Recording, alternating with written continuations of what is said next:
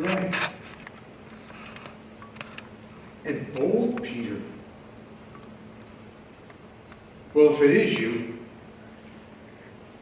command me to come to you on the water. Well, come on.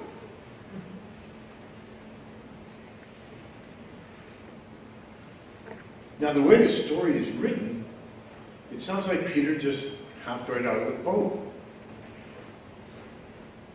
And perhaps he did, overwhelmed by it all. But perhaps inside there was about 1,000-year gap of, oh my gosh, am I going to do this? Because he was terrified. Now, Elijah was terrified as well. A prophet of the Lord, in his zeal, it put an end to these prophets of Baal at the Lord's command.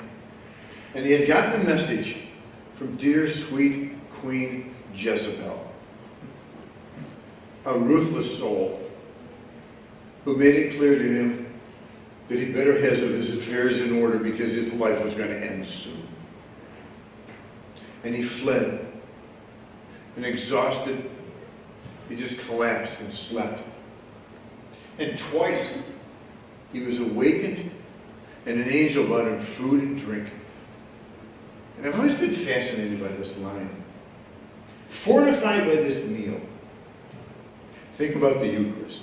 Fortified by this meal, he walked 40 days and 40 nights to the mountain of God, horrible. And when he got there, he was terrified. And equally terrified when the Lord spoke to him, I will be passing by. Not in mighty rock-crushing wind, not in earthquake, not in fire. But when that tiny whispering sound came, then he was truly terrified. Covering his face, just going to stand in the entrance of the cave to face the Lord. And in effect, the Lord said to Elijah the same thing Jesus said to Peter. Come. Come. It's the same thing Jesus said to those fishermen. Come. The same thing he said to all those great saints before us, one way or another, in the midst of their ordinary lives. Come. Come a little closer. Come. Beyond your fears. Come. Come. Yesterday was the Feast of St. Dominic. And you know, I spent 8 years at Siena Heights University. And I remember being part of a group with this program, having someone declare to us, you are Dominican. And thinking, I am not a Dominican. I am an oblate of St. Francis. That's it. They repeated it. You are Dominican. And then I thought, oh my gosh. I'm getting all this Dominican stuff at the university about Dominic, about Catherine of Siena. Yeah, I guess I am. How about that? Well, Dominic's story goes way back, frankly, to the time of Francis of Assisi. And Europe had fallen under the spell of a beautiful heresy. A heresy that really harkened back to the earliest days of the church. A heresy called Gnosticism that some of us just have this special knowledge and we know, and too bad for the rest of you. And the way the heresy was touching Europe was in a movement called Catharism, or Cathari, the perfect. And it was this simple heresy. Everything spiritual is good and holy. Everything material and natural is corrupt and evil. And so, if you want to get things right, just get beyond everything natural. And in their zeal, and frankly fidelity to their doctrine, the Cathari touched the lives of many. They were inspirational people who literally gave up all comforts to seek this higher good. Now, Dominic was a young priest traveling with his bishop when he really encountered this and was shocked at how pervasive it was and how it was filled with misconceptions of Catholic teaching. And he had occasion to encounter the team of preachers the Pope had sent out. And it took him about 2 seconds to realize why they were so unsuccessful. Because there they were, dressed in beautiful garments, traveling like kings and queens. And frankly, their preaching stunk. It was bland and the same old stuff.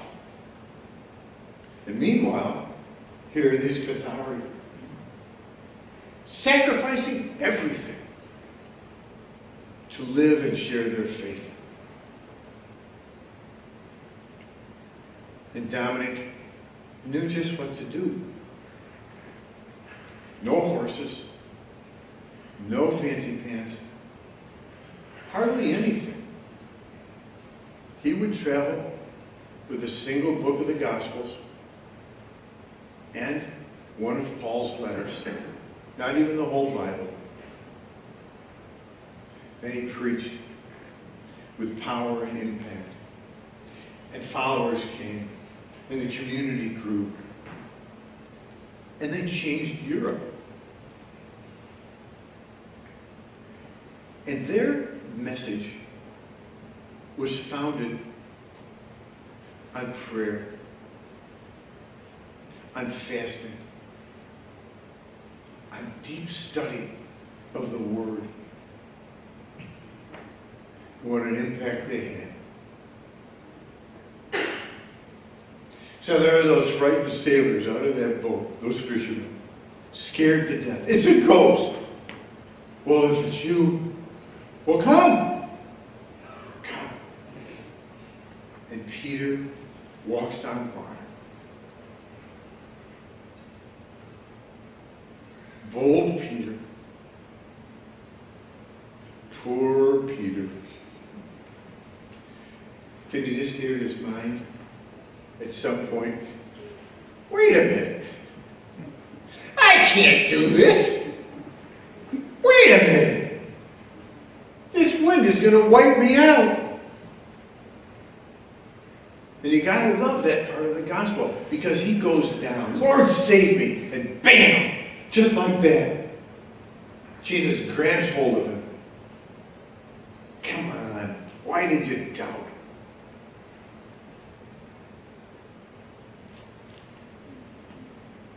Please, listen again. Please, take down some of those barriers and keep out signs. And hear him. Come. Come. I don't care how scared you are about the coronavirus, about political issues, about being humiliated or embarrassed. Come. This little poetic prayer I've shared before, I'm changing it slightly here, but it's just too perfect to pass up. And the Lord said, go. And I said, who? Me? And the Lord said, yes, you. Oh no, the Lord said, go. And I said, but I'm not ready yet. The friends are coming. I can't leave my work. There's no one to take my place. And the Lord said, you're stalling. Again, the Lord said, come. And I said, well, I don't want to. And the Lord said, I didn't ask if you wanted to. And I said, listen, I'm not the kind of person to get involved in controversy. And besides, my family won't like it. What will my friends think? And the Lord said, alone. Yet a third time, the Lord said, come. And I said, do I have to? And the Lord said, do you love me? And I said, look, I'm scared. People are going to hate me and cut me up into little pieces. And I can't take it all by myself. And the Lord said, where do you think I'll be? And the Lord said, come. And I sighed. Here I am. I come to do your will.